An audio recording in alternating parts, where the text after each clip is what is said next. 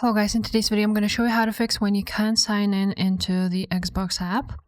So the first method would be to go ahead and close it completely. So in the right corner you will see the arrow like this. Then you're going to right click on the Xbox and click on quit. You can also do this on Task Manager. Now once you will completely quit Xbox, you want to go to your date and time settings and check if your date and time are set up correctly, and if everything is set correctly, you want to go ahead and click Sync Now. Another option is to go to Services, open it. After that, you want to click anywhere here and click on your keyboard X. And then you will see all of those free Xbox services. You want to go ahead and double click on all of them. Then go and click Automatic and then click Start. Then apply and OK, and do this for all of these. If it's already running, then you don't want to stop it, but basically that's what you need to do with all of them. Just do an automatic one.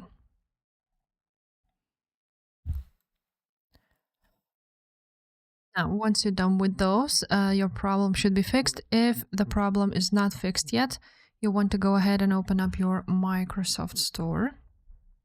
On Microsoft Store, you want to go to Library, and here you want to go ahead and find Xbox.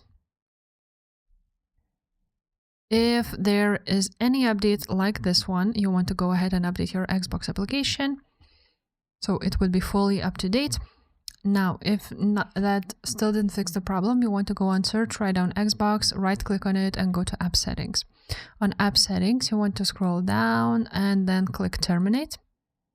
And after you have terminated, you want to reset completely. So click on this one. And now the last step would be to go to your installed applications, installed apps. Then right there, you want to go ahead and search for Xbox.